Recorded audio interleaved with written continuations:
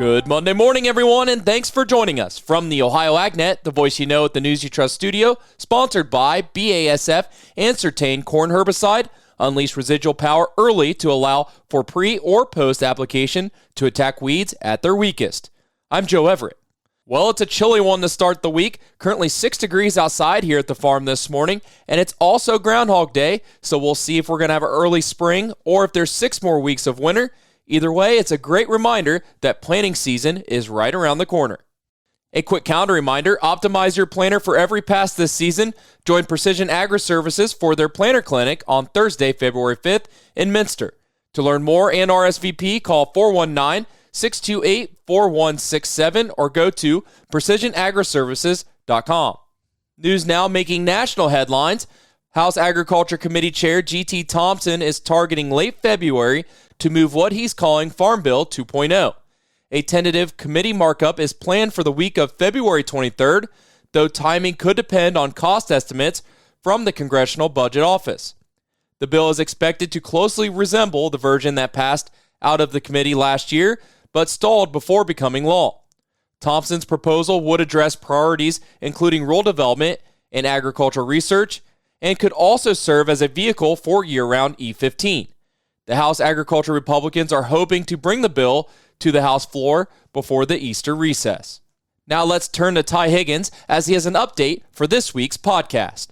On the new Ohio AgNet podcast, powered by Ohio Corn and Wheat, meet the new Director of Research with the Ohio Soybean Council, Taylor Dill, as she talks about one of the major challenges facing farmers today. Profitability is incredibly important at a farm management level, but right now, specifically, really honing in on what you're going to have as a return on investment within a range of management practices. For example, my PhD is in planting date priority between corn and soybeans. How can we use those management practices to maximize our yield to be able to get our return on investment? And then looking into your other controllables. You can't control the price and you can't control the weather, but what's in our reign of control and how can we manage that to the best of our abilities with the amount of money flowing in and flowing out of the farm. Then we hear from Wayne County Extension's John Yost about an upcoming sheep program to get farmers prepared in 2026 and how he came up with the idea. Another one of our extension educators here at Ohio State,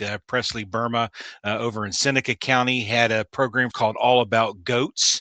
It was very successful. Called her up and was like, have you ever thought of expanding this to some other subjects and species? And she said yes, but she didn't have time. That's really where we got the idea for the program. That's all on the new Ohio AgNet podcast powered by Ohio Corn and Wheat.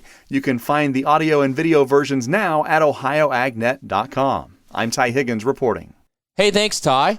The Agronomic Crop Management Session at the 2026 Conservation Tillage and Technology Conference will feature the latest research to help farmers make informed decisions heading into the growing season. The conference runs March 10th and 11th at Ohio Northern University in Ada. Highlights include Dr. Dan Quinn, who will share multi-year research comparing short stature and full stature corn across nitrogen rates, seeding rates, and row spacing. Ohio State specialists Laura Lindsay and Osler Ortez will recap results from the Battle of the Belt planting study and updates to corn and soybean replant recommendations. Sessions begin at 10 a.m. on Tuesday with early registration available at cttcohio.com. To learn more, you can find this full article today at ohioagnet.com. Now let's check in for an update on frost seeding. Here's Joel Penorwood. Frost seeding season is just around the corner for Ohio livestock producers, and extension experts say February the sweet spot to get it done. Frost seeding is a low-cost way to boost legumes into pastures, helping increase nitrogen fixation and improve forage quality. The key is spreading seed during late winter freeze-thaw cycles, which naturally work seed down into the soil.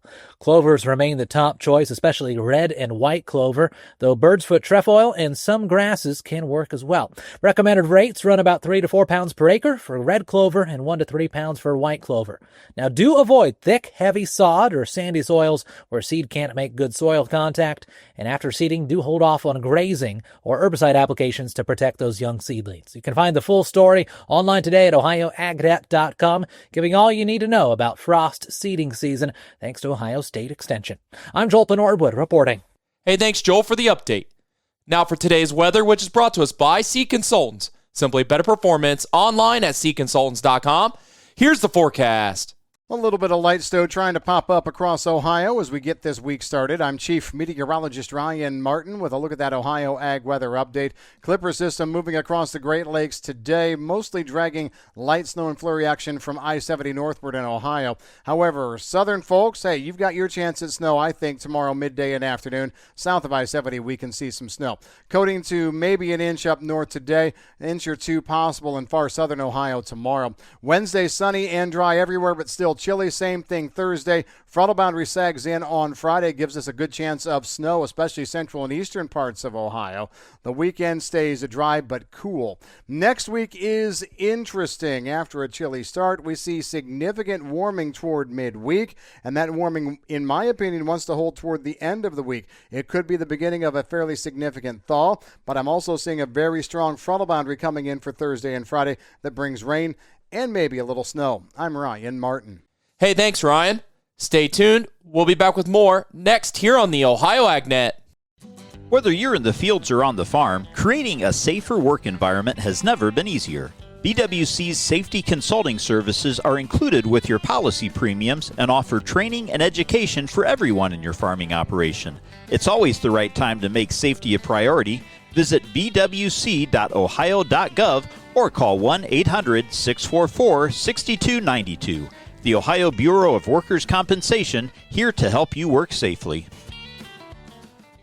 It's time for the Morton Buildings Building Value Days sales event running now through the end of February. Morton Buildings are built stronger, last longer, and look better. So if you're planning for a garage, farm shop, stall barn, a storage building for your RV, boat, or collectibles, or anything in between, act now. Our buildings are built to last, but these savings won't. Visit MortonBuildings.com or contact your local Morton office to take advantage of current savings on new buildings. Certain restrictions may apply. Offer valid only on select new building orders placed between January 5th and February 28th, 2026. You're tuning in on the Ohio AgNet. Let's check in with our own Dusty Sonnenberg for today's featured audio. Joining me today is Mike Steenhoek. Mike is Executive Director of the Soy Transportation Coalition. Mike, thanks so much for your time on this blustery January day.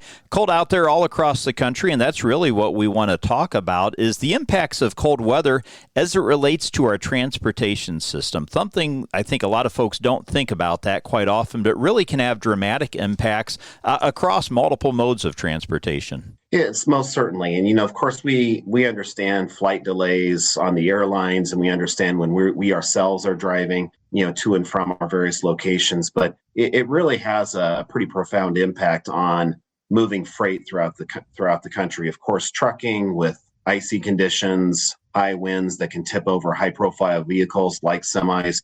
But it really does extend to our freight rail network. And, of course, ice and snow accumulation on tracks can hamper, rail transportation. You obviously have to clear those tracks, but then, with cold weather, it's mitigating the ability of train crews to be outside and handle a lot of the loading, the hooking up and the mustering of those railroads, those configurations. The air braking system is really adversely affected as well. It's very suspect to frigid temperatures. The air braking system doesn't operate as effectively. As a result, you would have to shorten the trains and then also reduce speeds. And of course, barge transportation with ice accumulation, it reduces the fluidity of in the flow of the shipping channel. And so you often have to reduce the number of barges you can attach together. And obviously work crews are less able to be outside at these staging areas. So it really has a manifold impact across the modes. As we go through the season, where does the beginning of the year like this typically fall in terms of volume moving across the country through the various modes? Is this a busier time, a slower time, or is it just a constant movement of grain to and from, and this is just a little hiccup in it? Yeah, I mean, for soybeans, it tends to be more seasonal. So kind of that September to February time period historically has been, the more acute time for moving soybeans. But for other grains, it's more evenly distributed throughout the year. Of course, with soybeans, we had this agreement with China to export more soybeans. So all of a sudden, we had a real scarcity, an absence of exports to China, and all of a sudden that had to catch up and which was obviously good news to be able to export more. But then our supply chain had to be activated to be able to accommodate that. So it's not the key time for soybean and grain exports. That typically occurs in like October, November, December. But there's still a lot of product that's moving. Not only with agricultural, exports, but then also inputs like fertilizer and whatnot. And of course, the broader economy is affected by this as well. Well, the winter storm we just came through, obviously sweeping across a large part of the continental U.S., something we don't normally see. A lot of times it may be regionally or in small segments. Is this particular year different than what you've experienced in the past? Yeah, I mean, just how, this is not the first time that we've had to adjust to winter weather and even severe winter weather, but it is more unique how widespread and comprehensive this was. Not only with snowfall, but also with, frigid temperatures, and with each one presents some unique challenges. And so the fact that it's just been so widespread, and the fact that it's been very pronounced, not only with the amount of snowfall and ice, but then also the frigid temperatures, it does make it more unique. Very interesting. Again, my guest today is Mike Steenhoek. Mike serves as Executive Director of the Soy Transportation Coalition, bringing us an update on some of the impacts of this winter weather on the transportation network. Mike, thanks so much for your work and for all your time today. Hey, thank you. It's always a pleasure. Reporting for the Ohio AgNet, I'm Dusty Sonnenberg. Hey, thanks, Dusty, for the update. Stay tuned. We'll be back with the grain analysis and your overnight markets after this. Nearly 90% of farmers say that financial worries, constantly changing market conditions, and other uncontrollable variables take a toll on their mental well-being. Add in the weather and family dynamics, well, it's a lot to handle alone. But did you know farmers and their families can receive free confidential services from licensed professionals? Support is available 24/7 to help with the challenges you face. Look for Farm Family Wellness Alliance under the Resources tab at farmfoundation.org. Take care of yourself. Your well-being matters. Here's farmer and businessman James Wood. We farm about 3,500 acres. There's pipelines everywhere. The contractor working on my property did not have the lines located before he began work, and it resulted on a strike on a natural gas pipeline. Fortunately, no one was hurt, but it could have been much worse. Never assume the location or depth of underground lines. Always call 811 or visit clickbeforeyoudig.com before you start work. A message from the Pipeline Operators for Ag Safety campaign. It's now time for today's market analysis, which is brought to you by the Louis Dreyfus Company, excited to bring a brand new soybean crush facility to Upper Sandusky, Ohio. Learn more about marketing your soybeans with LDC at 574-566-2113. Here's Ryan Martin. Grain markets finished Friday on a weaker note overall. Geopolitical risk premium came in early in the week, but that got pulled out on Friday. Focus turned more to rising odds of a monster soybean crop in Brazil. What have we been telling you? What have I been telling you? 184 million metric tons is, I think, a decent number. It could be more than that. All of a sudden, the market started saying, hey, 182 is possible. Duh. We've been talking about it for a while. Argentina's February 1st forecast forward looked pretty doggone good last Friday as well. Spot cash beans in Mato Grosso last week dropped to $8.50 a bushel versus $9.60 the first week in January. The cure for high prices is high prices. They'll drop them here as they move into harvest. Export demand is definitely going to want to shift it toward South America. Crop progress data in Mato Grosso came out Friday afternoon. Harvest was speeding right along, and that doesn't help our markets here this week either. I'm Ryan Martin. Hey, thanks, Ryan. Now let's take a look at your overnight trade brought to us by Seed Consultants. Simply better performance online at seedconsultants.com. Well, things aren't looking very positive to start the week. Let's start off with March corn, 425 3/4, down 2.5. May corn, 433 1/2, down 2 1/4. As we turn to soybeans, March, 1058 1/4, down 6 cents. May soybeans, 1071 1/4, down 5 3/4. And July wheat, 551 1/4, down 4 1/2. As we turn to livestock, February live cattle, 235.85, up 35 cents. April live cattle, 236.80, down 47 cents. February lean hogs, 87.25, down 45 cents. April lean hogs, 95.12, down 30 cents. April feeder cattle, 358.27, down $4.95. And May feeder cattle, 355.12, down $4.85. Have a great morning, everyone. This is the Ohio AgNet